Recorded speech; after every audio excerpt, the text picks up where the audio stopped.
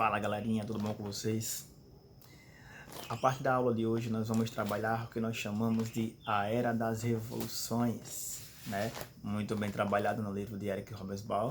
Vamos trabalhar as grandes evoluções do mundo a partir da nossa contemporaneidade. Vamos dar início com a revolução, talvez a revolução mais importante, né? A revolução que marca justamente esse período que nós vivemos até hoje, que é o período contemporâneo na subdivisão histórica, né, da humanidade, que será justamente a Revolução Francesa, certo? Sabemos que a Revolução Francesa, basicamente, ela é uma revolução causada pelo descontentamento do terceiro estado em relação ao primeiro e ao segundo estado, né? É uma revolução burguesa, porém com grande participação popular, né?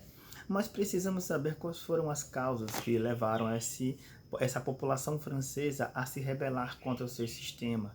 Principalmente, vamos pegar o princípio básico de uma centralização do poder político estava na mão do primeiro estado e do segundo ali. O rei, o sistema absolutista, né, dominava toda a esfera política, centralizava em si todo o poder da França. O segundo estado, que era composto ali pela nobreza, que nós chamamos, né, e apelidamos de uma nobreza parasitária, pois só arrecadava, só sugava os impostos daqueles que realmente trabalhavam, daqueles que realmente pagavam os seus privilégios, que eram o terceiro estado. E aí essa média burguesia, essa pequena burguesia, comerciantes, homens livres, enfim, banqueiros, médicos, formavam essa população e os próprios camponeses. E haja vista que a França ainda o sistema feudal ainda funcionava no interior da França, essa interdependência. Então, o que é que acontece a partir disso aí, né? Uma das causas mais importantes para essa revolução justamente é o custo, né, e o quantitativo de impostos que era pago pelo terceiro estado, pelas classes mais pobres. Esse privilégio que o primeiro estado e o segundo tinham em relação ao terceiro, o terceiro não tinha direitos políticos, né? Não tinha direitos econômicos, só o primeiro e o segundo estado, né? Então, a miserabilidade a partir de uma crise agrária, a miserabilidade a partir de uma crise no setor têxtil da França naquele momento, levou o desemprego e a fome à sociedade, ao terceiro estado, que era composto por 95% da população francesa, né? Os gastos com guerras, por exemplo, né? A questão das ideias iluministas, o próprio movimento iluminista, que foi um movimento intelectual ali no século XVIII, influenciou, né, politicamente, grandiosamente essa Revolução Francesa.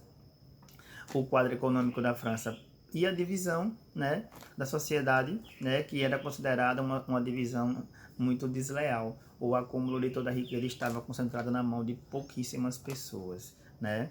E outra questão muito importante em relação à economia, uma das motivações para essa revolução justamente é que a burguesia, que era uma classe que estava em uma ascensão econômica, né, que estava se desenvolvendo economicamente, organizou-se, uniu-se, né, para agora também ter direitos políticos. A burguesia só tinha direitos econômicos e isso ela vinha conquistado desde a época das cruzadas e também a partir do Renascimento, né, do Renascimento econômico.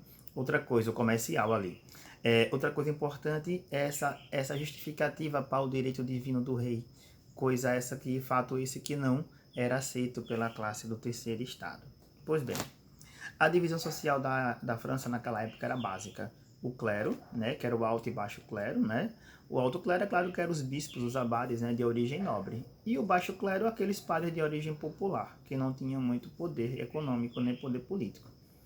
A nobreza, dividida em duas classes basicamente, que era a nobreza de sangue, o herdeiro dos nobres feudais, e a de torga, né, que é aqueles que compravam títulos, né, para ganhar poder social, né, geralmente burgueses que enriqueceram com o comércio.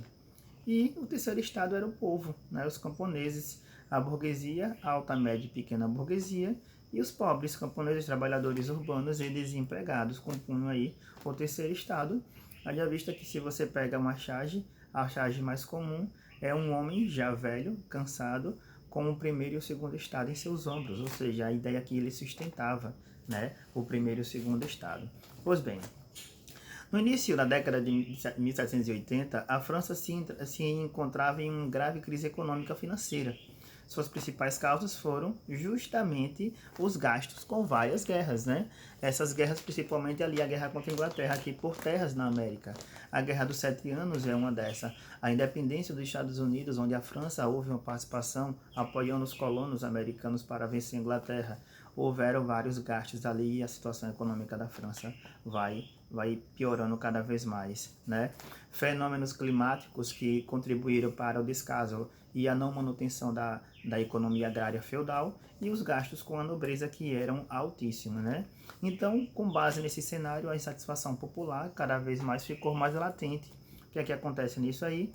Começa as etapas da Revolução, porque o Luís XVI, que era o rei da França na época, vai convocar a Assembleia dos Estados Gerais, que era uma assembleia onde havia um representante, apenas um representante de cada estado para votar leis, para votar projetos para a França. Mas nessa votação, sempre o primeiro e o segundo estado tinham uma vantagem em relação ao terceiro, haja vista que isso não contribuiu para a evolução, né, política e a estabilidade política da França.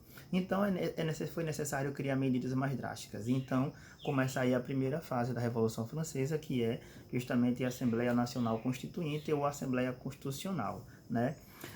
Essa Assembleia, essa Constituição representaria o fim, né, do absolutismo monárquico da França. A monarquia acabaria a partir de uma Constituição. Por quê? Esse poder constitucional iria limitar o poder do rei.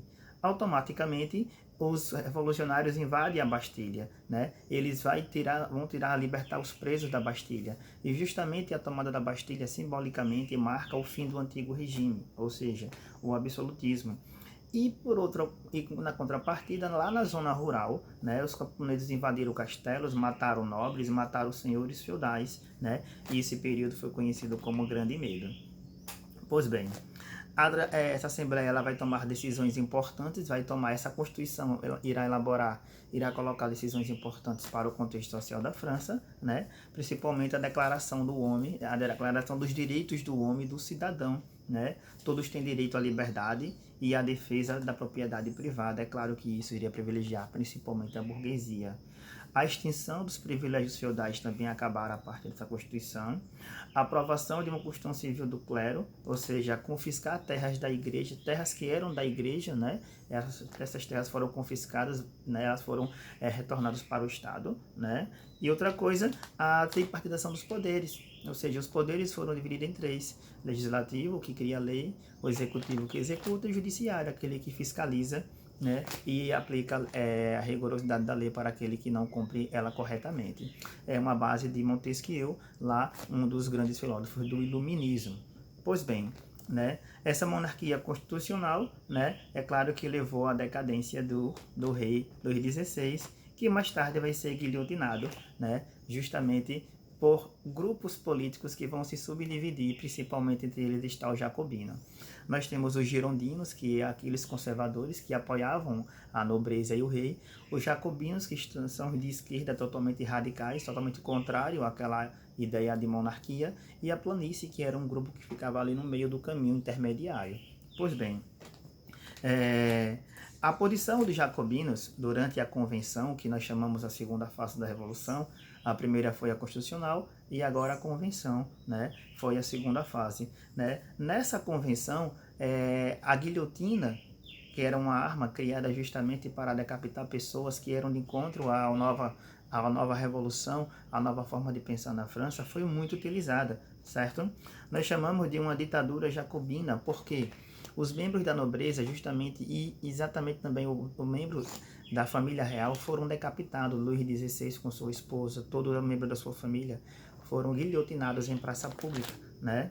Esse período foi um período de grandes revoluções, de grandes movimentos trágicos durante a Revolução Francesa, né? Mas a partir disso aí, os jacobinos, antes de criar esse cenário de medo social entre os nobres, os jacobinos vão tomar medidas importantes, por exemplo, a criação do Tribunal Revolucionário, né, que era condenar, né, antigos opositores que prenderam líderes radicais lá na Bastilha.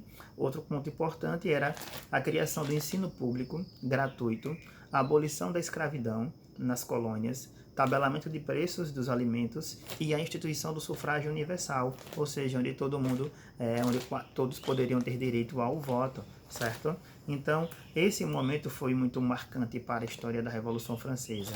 Então, mas a partir dessa luta e a partir dessas medidas de matar e guilhotinar nobres, a força girondina foi se unindo ao exército, os girondinos foram se unindo às forças militares, e aí eles vão justamente executar e anular todas as leis que foram criadas na República Jacobina, certo? A partir dessa perseguição aos jacobinos, o próprio Robespierre, que foi o maior líder jacobino, ele foi condenado e guilhotinado por perder popularidade, né, em relação ao povo, pelos seus atos criminosos, pelos seus atos exacerbados, exagerados. A partir disso aí, a França vai entrar em uma nova fase da sua revolução, que é chamada a última fase, que é o diretório, né? Era uma diretoria, membros, né? Membros de algumas classes mais ricas, claro, ligado aos girondinos, né? Esse diretório, com o passar do tempo, ele foi perdendo o poder e, com medo de que os jacobinos retornassem o seu poder, com medo que os jacobinos voltassem a liderar o governo da França, os girondinos vão se unir com o exército. A partir da união e da junção de um jovem general, a partir, né, da união com um jovem general chamado Napoleão Bonaparte, né?